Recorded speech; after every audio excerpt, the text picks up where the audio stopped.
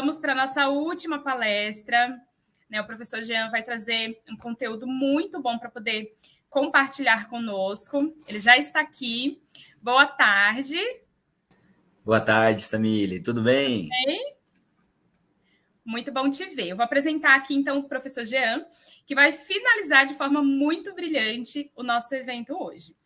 Ele é graduado em nutrição pela Universidade Federal de São Paulo, mestre pela mesma universidade, né? Atualmente ele é aluno aí do professor Ronaldo, aluno de doutorado, e tem uma experiência na nutrição, com ênfase em nutrição esportiva, atuando principalmente nos seguintes temas: prescrição e suplementação nutricional para indivíduos fisicamente ativos e atleta. Tem grande interesse nas áreas de avaliação nutricional, estresse oxidativo e suplementos tamponantes, e também o mecanismo de fadiga durante o exercício. Eu gostaria de dizer que é um prazer enorme poder te ver, né? A gente se vê só nas redes sociais, embora a gente estudou quase que juntos, né? Podemos compartilhar muito conhecimento aí durante a nossa graduação. Você tem 30 minutos para poder fazer a sua apresentação. Então, nos últimos 10 minutos finais, eu vou entrar para poder te avisar. E depois, quando faltar 5 minutos também. Ao final, a gente vai abrir, porque o pessoal vai colocando aqui algumas questões, algumas perguntas para a gente poder responder essas perguntas aí do pessoal. Tá Perfeito. Bom? Então, muito é só você compartilhar a tela com a gente. E uma ótima aula, professor. Eu que agradeço. Muito obrigado e prazer te rever novamente, Samile. Já de antemão agradeço aí em nome do grupo, sei que o professor Ronaldo vai agradecer, mas, igual o professor Fábio falou, é muito bom ter você por aqui. Rasgamos elogios para você enquanto estava por aqui. Muito obrigado. Muito obrigada. Bom, vou compartilhar a minha tela, então. Todos.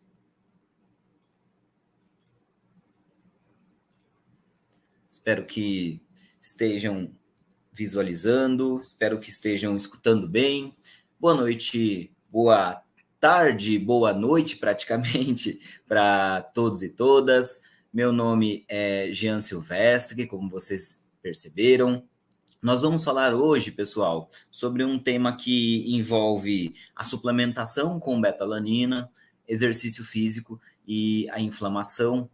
Mas além dessa inflamação também nós vamos tocar ali em alguns assuntos que já são um pouquinho mais clássicos de serem visualizados com a suplementação de betalanina. Dos suplementos aí eu posso dizer que ela é digamos que a mais recente a entrar no mercado. Ela teve uma das últimas aprovações da Anvisa foi exatamente com ela. Então, nós temos outros suplementos com maior evidência, com maior conhecimento do público em geral, e betalanina é um pouquinho mais recente, que é exatamente o tema foi o tema do meu mestrado e agora o tema do meu doutorado. O meu doutorado, ele é orientado pelo professor e doutor Ronaldo Tomatielli dos Santos e co-orientado pelo professor e doutor Luan de Castro Tonelli. Mesmo Luan que vocês viram recentemente falando sobre neurogênese e exercício físico, ele também co-orienta este trabalho. Quando nós falamos de exercício físico e as estratégias, eu particularmente vou puxar um pouco, digamos que a sardinha para o lado dos indivíduos mais atletas, os homens, as mulheres mais atletas, mas nós também discutiremos isso com os outros públicos. Mas nós sabemos que existe um caminho sempre a trilhar quando nós falamos de um indivíduo que seja atleta ou até mesmo um indivíduo fisicamente ativo ali, o esportista. Existe um caminho até ele chegar naquele ponto B. Para o indivíduo atleta, acho que fica fácil de todos visualizarem. O objetivo dele, o ponto B dele, são as medalhas, os troféus, enfim, todo esse norte que ele busca. Mas para os fisicamente ativos, muitas das vezes eles também têm objetivos quase que semelhantes. Objetivos como, por exemplo, melhorar o rendimento físico, se recuperar melhor entre uma sessão de treino e a outra sessão de treino. Existem muitas pessoas que são fisicamente ativas, que não são atletas de elite, como nós vimos hoje no início das palestras, mas que também competem. Isso, por exemplo, acontece com regularidade no CrossFit. Nós temos vários indivíduos que são praticantes de cross e acabam tendo várias e várias competições ao longo do ano, digamos que por um determinado hobby, mas o que norteia este caminho todo são algumas variáveis. Nós vimos algumas dessas variáveis nas outras palestras, então eu acredito que esteja fresquinho na cabeça de muita gente. Uma delas é o sono. Vocês viram a importância do sono, principalmente como a professora Priscila falando bastante sobre esses aspectos, mas além do sono, nós também temos a alimentação tendo um papel bem importante nessas estratégias. Eu ainda, como nutricionista, acabo puxando mais essa sardinha, sei o quanto é importante a alimentação para as pessoas se desempenharem bem nos treinos, se recuperarem bem, mas também temos outros componentes, como, por exemplo, o exercício físico. Muitos daqui sabem bem disso. Hoje nós vimos muito isso. Acredito que quem não tenha tido aí vontade de treinar, provavelmente agora cada vez mais vai ter essa vontade, porque está vendo inúmeros benefícios do exercício físico, então fica cada vez mais claro a importância dele. E nós focaremos um pouquinho mais agora no quesito de suplementação. Só que é bem importante nós lembrarmos que desses componentes, é claro que não existem só eles, existe a técnica do indivíduo que pode ditar o rendimento dele nas competições, enfim, várias outras coisas que nós já temos essa noção, mas a nossa conversa aqui é com a suplementação, de fato, e vale sempre ressaltar que essas estratégias, existem estratégias que têm maior predominância, digamos, se é que eu posso dizer assim, em um resultado. Por exemplo, o sono desse indivíduo, a alimentação e os treinos têm uma importância, obviamente, uma predominância nesse resultado maior do que a suplementação. Acho que a nossa conversa inicial, ela é interessante nesse sentido, porque muitas das vezes nós vamos ver exatamente isso nas práticas clínicas ali de consultório. Os nutricionistas, as nutricionistas que estão aí, provavelmente já escutaram bastante as pessoas, os atletas, os fisicamente ativos, enfim, buscando a suplementação, buscando na suplementação ali o seu refúgio, a estratégia que vai mudar todo o jogo, quando na verdade muito da base não está sendo executada. Muitas das vezes a alimentação está com alguns déficits e déficits expressivos, e quando na verdade a pessoa não está muito preocupada ou preocupada com a alimentação, está mais buscando a suplementação. Então, acho que é importante nós lembrarmos do conceito de suplementação como uma estratégia suplementar aos pilares que nós temos de sono, exercício físico e alimentação adequada. Dito isso, nós começamos a entender alguns processos, alguns raciocínios.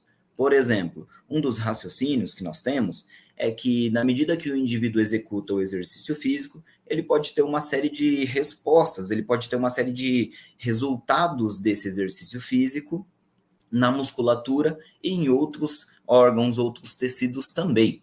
Eu, obviamente, vou focar um pouco mais aqui no exercício físico de alta intensidade, até mesmo para depois vocês entenderem o raciocínio do porquê da estratégia da suplementação de beta-alanina, mas nós podemos depois discutir outras estratégias. Mas dessas respostas fisiológicas que nós vemos ao longo do tempo com esse exercício físico, eu vou listar apenas algumas. Sabemos que existem várias, nós vimos nas palestras vários e vários caminhos, mas eu vou listar aí algumas, como, por exemplo, a produção de lactato, sendo aí uma molécula sinalizadora não só para essa musculatura, mas sinalizando para outros órgãos, como nós já sabemos hoje em dia, e fornecendo também energia para alguns órgãos, mas também esse exercício de alta intensidade, produzindo quantidades de maiores, aí, concentrações maiores de íons de hidrogênio. E esses íons de hidrogênio alterando o pH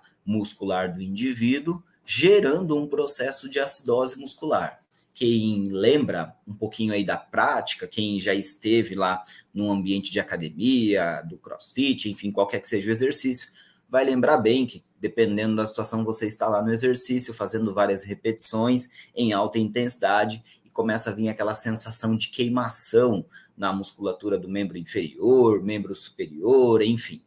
Esta queimação, uma das explicações ali que nós temos bem conceituada, é esse aumento da produção de íons de hidrogênio, e esses íons de hidrogênio alterando o pH, gerando uma acidose muscular. Mas nós não temos somente essas respostas, nós temos aí as produções de citocinas, como por exemplo, interleucina 6, interleucina 10, como nós vimos em várias palestras ao longo do dia, sinalizando respostas pró e anti-inflamatória. Quem lembra bastante da palestra da professora Andressa vai puxar alguns raciocínios, alguns ganchos, onde ela mostrou esse papel dessas citocinas e o papel da nutrição nessa recuperação muscular.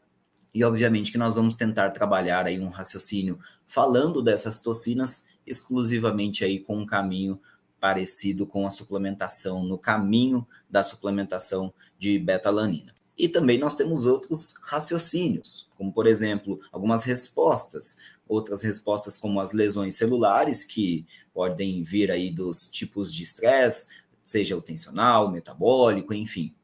E até mesmo o estresse oxidativo gerando a peroxidação de lipídios, ou seja, a disruptura de alguns lipídios de membrana, fazendo com que essas células, com que esse organismo sofra um estresse chamado de estresse oxidativo. Eu coloquei aqui peroxidação lipídica, mas para quem já lembra dos conceitos de estresse oxidativo, também pode resgatar aí as lesões no DNA, as carbonilações proteicas, ou seja, as lesões proteicas que essa célula pode sofrer e gerar uma série de desestruturação no organismo.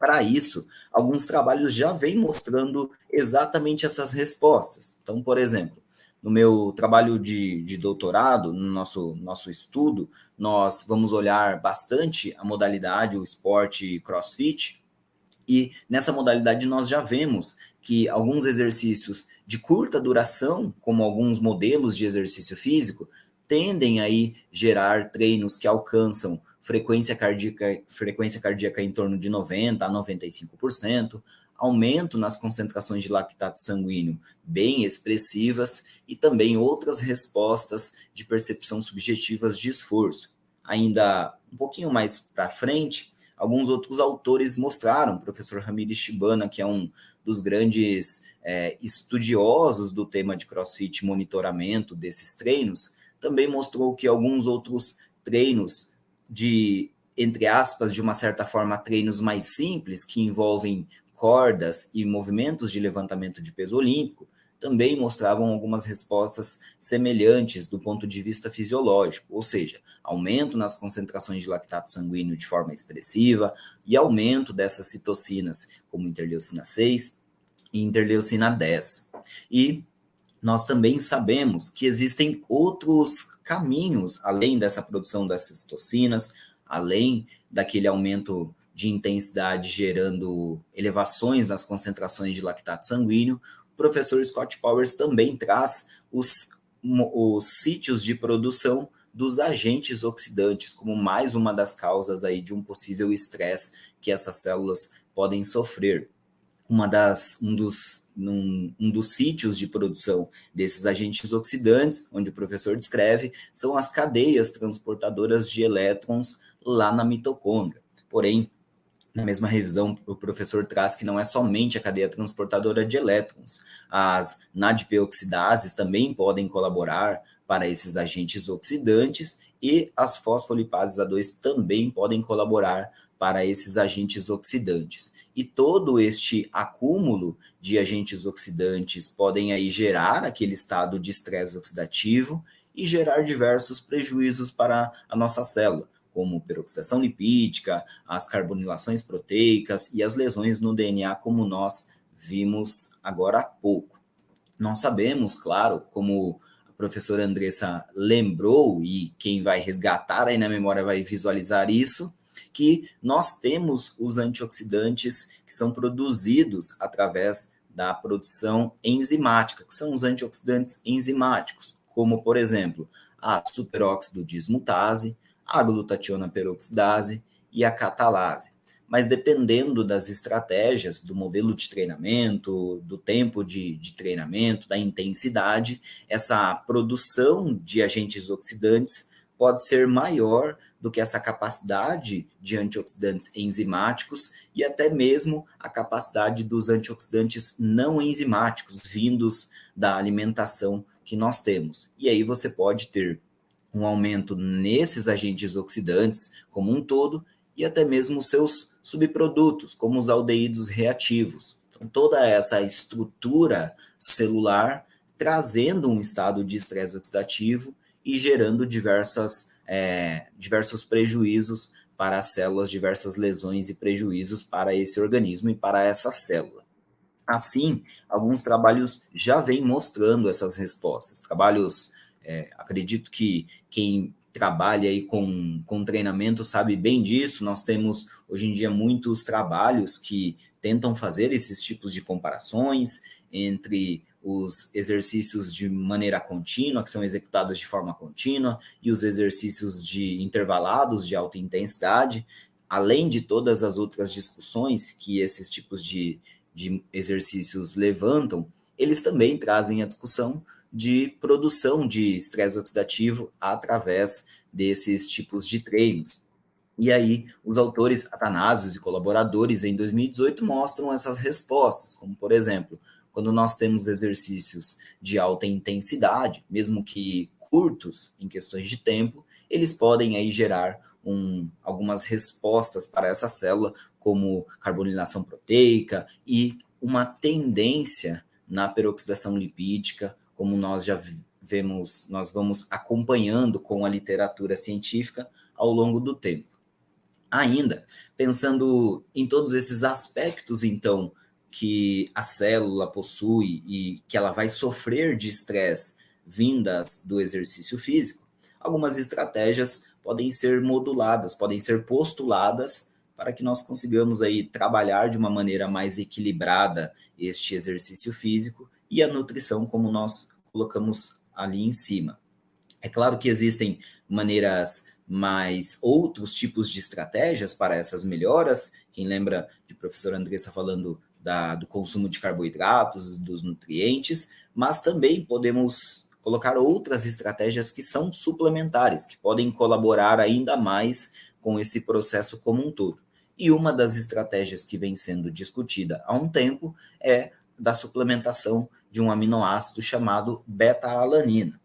Este aminoácido, para quem já foi buscar nos artigos científicos, eles colocam que este aminoácido é um aminoácido não proteogênico. Isso significa que quando nós suplementamos e ele adentra na musculatura, ele não forma proteína, ele não sintetiza proteína lá pelos ribossomos. Ele, dentro da musculatura, encontra com outro aminoácido chamado L-histidina, e aí sim, a junção desses dois aminoácidos, a L-histidina e a beta-alanina, através da ação da enzima carnosina sintase, formam-se então um dipeptídeo chamado carnosina. Para quem ficar difícil de visualizar, é só relembrar que este daqui nós estamos falando de um peptídeo, de um outro peptídeo, e a junção deles dará, obviamente, essa junção de dois peptídeos, desses dipeptídeo, chamado carnosina. E pelos que os trabalhos vêm mostrando, a carnosina, sim, a sua estrutura química está aqui, a carnosina, sim, tem um papel lá dentro da musculatura de ter algumas respostas. Uma das respostas mais claras que nós temos hoje em dia, mais certeiras, se é que eu posso dizer assim, pensando em artigos científicos, é a sua resposta como um tamponante intracelular, ou seja, ela, através desse anel imidazólico, ela possui a capacidade de pegar captar aquele acúmulo de íons de hidrogênio que estão sendo produzidos dentro dessa célula muscular e literalmente tamponar esses íons de hidrogênio, não deixando com que o pH diminua, não deixando com que o indivíduo entre em um estado de acidose muscular e, consequentemente, fadiga. É claro que vai existir um momento em que o indivíduo vai fadigar de qualquer forma, porque essa carnosina não tem uma capacidade infinita, mas nós sabemos que nós podemos protelar um pouco a fadiga do indivíduo, melhorando, assim, o rendimento físico dele. Na maioria das vezes, a nossa conversa, quando nós falamos de tamponante intracelular e este efeito da carnosina, ela é voltada muito para os indivíduos que são atletas, sejam homens, sejam mulheres, enfim, são atletas porque nós sabemos, como Samily disse há pouco tempo, a diferença, às vezes, de segundos do primeiro atleta para um segundo em um determinado esporte, às vezes é uma questão de poucos segundos, uma fração ali de milímetros. Então, nós conseguimos de milissegundos. Então, nós conseguimos aí trabalhar essa suplementação de carnosina exatamente para melhorar esse desempenho e, dependendo da situação, um atleta que ficaria em segundo colocado, ele pode ficar em primeiro e, obviamente, ter rendimento melhor naquela competição, em outros treinos, enfim. Este é o aspecto mais claro que nós temos com a carnosina, o seu efeito como um tamponante dentro da célula, tamponante intracelular. Mas os estudos parecem que vêm mostrando um caminho bem interessante quando nós falamos de exercício físico, que é a sua capacidade, que é também essa capacidade da carnosina, de ser um antioxidante. Ainda por este anel imidazólico, segundo os trabalhos vêm mostrando, parece que este anel imidazólico tem uma capacidade antioxidante e que pode ajudar na modulação ali de algumas respostas e da recuperação muscular. Professor? Oi, 10 minutos? Isso, na realidade 7, a gente passou um pouquinho aqui, mas 7 minutos. Perfeito.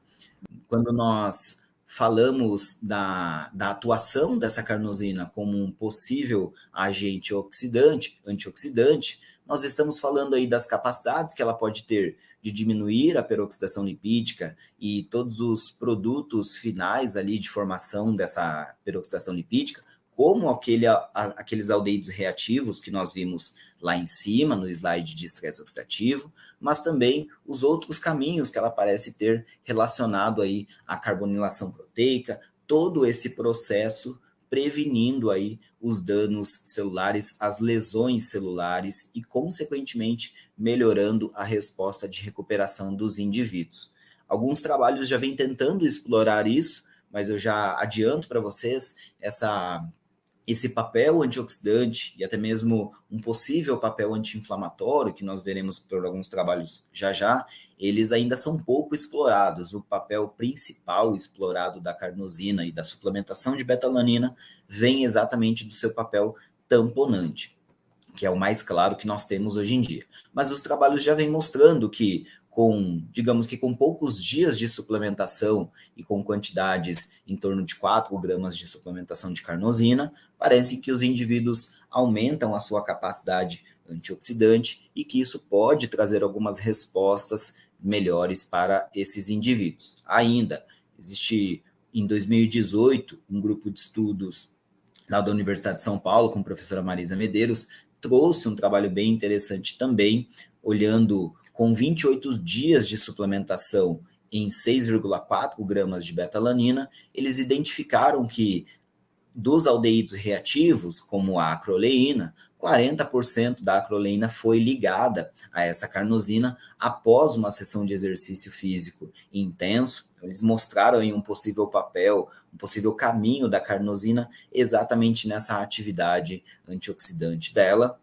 E ainda outros trabalhos mais recentes, mais atuais, aí tentam mostrar o papel da suplementação de betalanina na modulação dessas citocinas, de outros caminhos. Ainda isso é um pouco incerto, a gente não consegue confirmar muita coisa, mesmo porque o número de trabalhos é pequeno e as respostas não são as mais interessantes, se é que eu posso dizer assim, mas tem se cogitado aí também que essa suplementação de betalanina e a formação de carnosina pode aí possivelmente modular essa resposta anti-inflamatória. Este é um dos trabalhos que tentou visualizar isso, porém eles não conseguiram identificar, mas aqui tem uma coisa bem interessante, que eles diminuíram o tempo de suplementação, foi de 14 dias, e eles dobraram os protocolos de suplementação que normalmente nós fazemos. Eles colocaram 12 gramas de betalanina ao dia. E este mesmo trabalho foi título aí de outro trabalho, esse mesmo estudo foi título de outro trabalho acadêmico, onde eles também tentaram avaliar as concentrações de interleucina 10, se tinha alguma resposta nessa citocina, mas eles também não identificaram respostas significativas. Então, o que a gente começa a discutir vale a pena suplementar com betalanina, vale a pena suplementar, de repente, com L-histidina ou carnosina? Qual é o raciocínio aqui? E nós já sabemos que a suplementação com carnosina, ela não é uma estratégia interessante, porque no nosso sangue nós temos enzimas, a enzima chamada carnosinase 2, que ela faz exatamente esse processo, esse papel de clivagem da carnosina em L-histidina e betalanina. Então, se você suplementar com carnosina, basicamente você estará ingerindo aí ao longo do tempo L-histidina e betalanina. E dentro da musculatura, os raciocínios bem interessantes que nós temos é que lá dentro da musculatura, a afinidade da enzima carnosina sintase que nós vimos lá em cima é maior com L-histidina do que com a betalanina, e as concentrações de betalanina no músculo são em torno aí de 40 vezes menores do que a de L-histidina. Então faz muito sentido você suplementar com um aminoácido limitante ali no músculo. Ainda. Professor, mais 5 minutos, tá? Obrigado. Vamos lá, obrigada.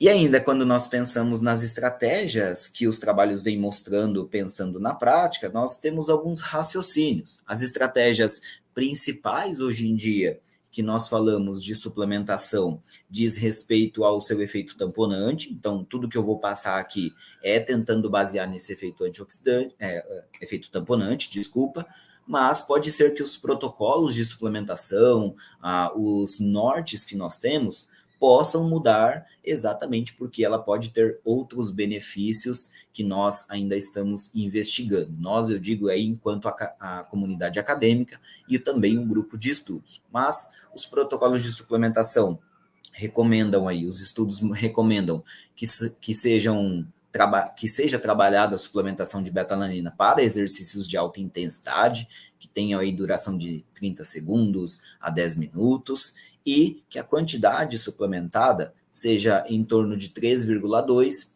até 6,4 gramas ao dia. Já existem trabalhos dobrando essa quantidade, como eu acabei de mostrar para vocês, e provavelmente pode ser uma estratégia que futuramente será abocanhada e será abarcada pela comunidade acadêmica, salvo alguns receios que nós temos em relação à parestesia, que é exatamente o protocolo de divisão dessas cápsulas. Na maioria das vezes, eu falo para vocês com experiência prática, na maioria das vezes, as atletas, eles não têm problema algum com a suplementação de betalanina e com seu efeito colateral, que é esta parestesia, que é aquela, para quem já conhece, aquela sensação, entre aspas, de formigamento, tem gente que fala sensação de picada, enfim, de agulhada, qualquer que seja o termo que você use, mas são essas sensações que você pode ter nas costas, no rosto, nos braços, nas pernas, enfim, é uma sensação de parestesia. E se você tiver um caso de indivíduos, de atletas, de homens, de mulheres que se importam com isso, a maioria das vezes eles gostam de sentir esses efeitos, tanto que a betalanina é usada nos pré-treinos com esse norte de dar esse formigamento. Mas se você tiver um caso de preciso regular isso, provavelmente você vai precisar dividir a dosagem em cápsulas em quantidades menores, de 0,8 a 1,6 gramas a cada 3 ou 4 horas, e principalmente se você estiver trabalhando nessas quantidades maiores, você vai precisar trabalhar isso em cápsulas de absorção lenta, porque elas diminuem o efeito da parestesia. E é o que nós temos desde o início com o professor Roger Harris, que foi um dos pioneiros de suplementação de betalanina no exercício, é que o protocolo de suplementação funciona em torno de 4 semanas, e nós temos hoje em dia já trabalhos com 24 semanas que mostram que essas 24 semanas podem ser efetivas para a suplementação de betalanina, aumentar o conteúdo de carnosina intramuscular. Então, nós temos aí um protocolo bem longo, como vocês devem visualizar, é uma suplementação crônica, então exige que todo dia essa pessoa tenha suplementação, e os efeitos possíveis que nós temos. No meu mestrado, nós já tentamos investigar essas respostas, se a suplementação de beta-alanina melhora o desempenho e a recuperação de atletas de voleibol.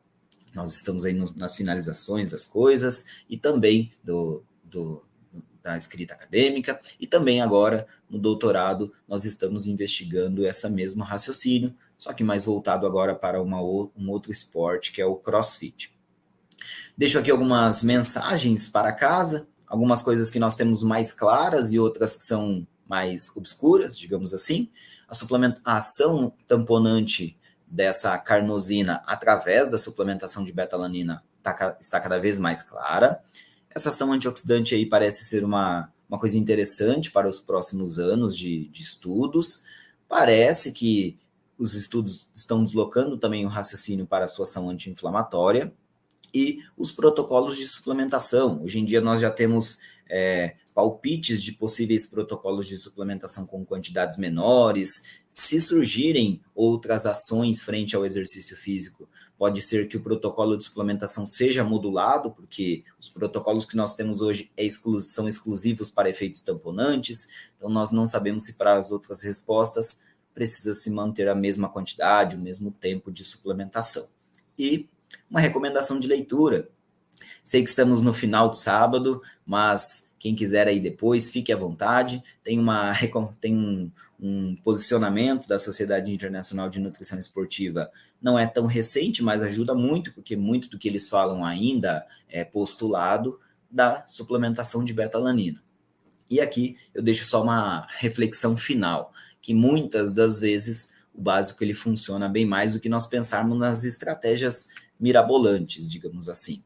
Muitas das vezes nós temos que nos atentar com o balanço energético, com a ingestão de macronutrientes e micronutrientes, o tempo dessas refeições, das ingestões de carboidratos e outras variáveis, e depois nós pensamos aí sim nas estratégias, na cereja do bolo, na suplementação, trazendo aí alguns benefícios.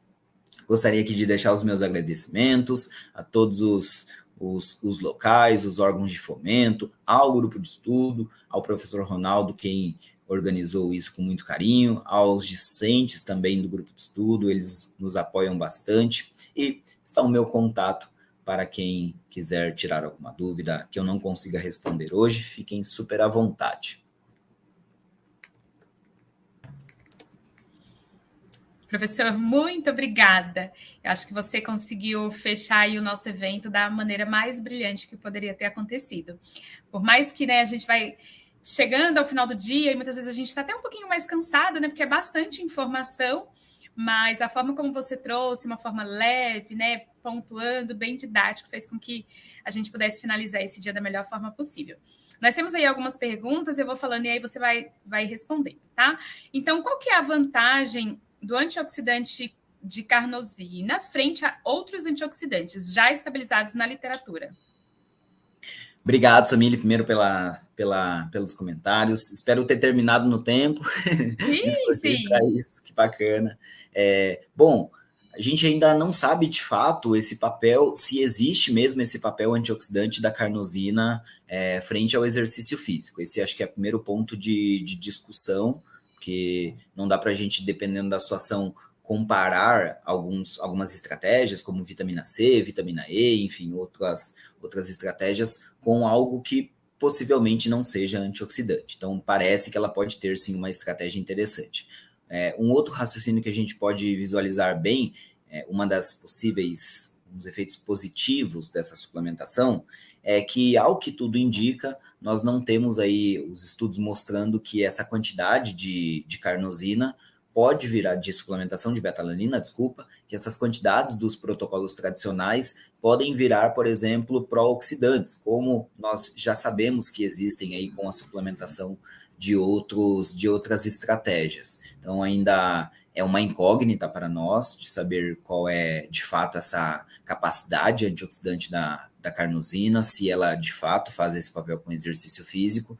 Em outros caminhos, na nutrição clínica, principalmente, nós temos mais trabalhos olhando esses aspectos, em algumas doenças, em alguns públicos em específico, mas para o exercício a gente ainda caminha um pouquinho em passos mais curtos, digamos assim. Muito bom. A próxima pergunta foi feita pelo Antônio. E ele diz assim: pensando em um indivíduo imunossuprimido, seria correta a suplementação com beta-alanina visando o melhor desempenho em sua rotina de treino? Olha, Antônio, eu acredito que ela pode ser uma estratégia, mas talvez ela não seja a melhor das estratégias. E aí eu vou usar aquele slide inicial de nutrição que eu coloquei lá de alimentação para essa resposta. Porque muitas das vezes nós conseguimos melhorar esses indivíduos com outras estratégias mais eficientes do que com a suplementação. Eu, particularmente, não me recordo de trabalhos com indivíduos imunossuprimidos e essas respostas anti-inflamatórias com a suplementação de beta-alanina no exercício.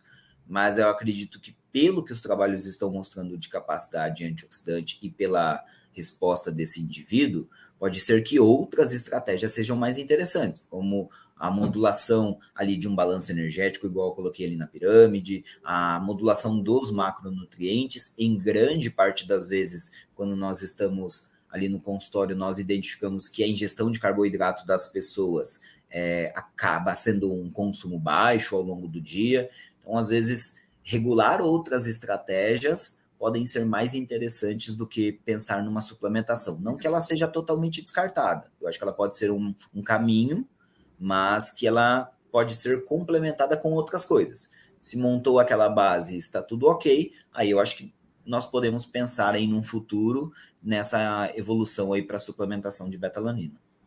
Muito bem. A nossa última pergunta, deixa o pessoal colocar aqui, foi feita pelo Danilo Galo. Existe alguma contraindicação à suplementação de beta-alanina? Até onde nós sabemos agora, Danilo, não existe. Ainda existe muita pergunta se nós teremos contraindicações futuras. Como, por exemplo, uma das perguntas é a relação da alteração de sono, porque existe muito embate aí na literatura se a suplementação de beta-alanina altera ou não as concentrações de taurina no organismo, porque são os mesmos receptores lá no músculo. Então, nós ainda não sabemos essas respostas. O único efeito colateral que nós sabemos mais claro é exatamente essa parestesia, que é um efeito colateral que os indivíduos sentem, mas que isso não gera um prejuízo fisiológico, digamos assim. Não tem, até onde nós sabemos, não existe alteração de pressão arterial, de frequência cardíaca, enfim, de concentrações de insulina ali, ou qualquer outra resposta por essa suplementação. O que nós sabemos é que existe a parestesia, que é este efeito, digamos que de coceira, e que para os trabalhos científicos nós acabamos tentando minimizar esse efeito, obviamente para não enviesar o estudo. Então nós trabalhamos com cápsulas de absorção lenta, com tablets, com fracionamento. Existe hoje em dia a recomendação de trabalhar a suplementação logo após as refeições para melhorar a absorção e diminuir essa parestesia. Mas na prática, se o indivíduo sentir a parestesia, isso não muda nada na rotina ali dele, e diria que pelo contrário, viu? Pela prática, as pessoas gostam de sentir essa parestesia. Os atletas, eles acabam ficando mais estimulados, eles falam, olha, tô sentindo aquele efeito de coceira, tô indo lá treinar. Muito bom. Professor, mais uma vez, então, eu gostaria de agradecer a sua presença. Muito bom ter você aqui conosco no nosso simpósio, né? Enquanto colega de trabalho e a gente estudou junto, eu também agradeço de poder estar aqui falando com você e ver o quanto você tem crescido, se desenvolvido, né, em todas as suas pesquisas, em todos os seus trabalhos. A gente se acompanha, né, nas redes sociais e é sempre um grande prazer saber dessa evolução de conhecimento e o quanto você tem compartilhado isso com a gente. Então, muito obrigada. Muito obrigado, Samili. Parabéns, obrigado por tudo, por muito sucesso aí na sua carreira, tá bom? Muito obrigada, ótima tarde.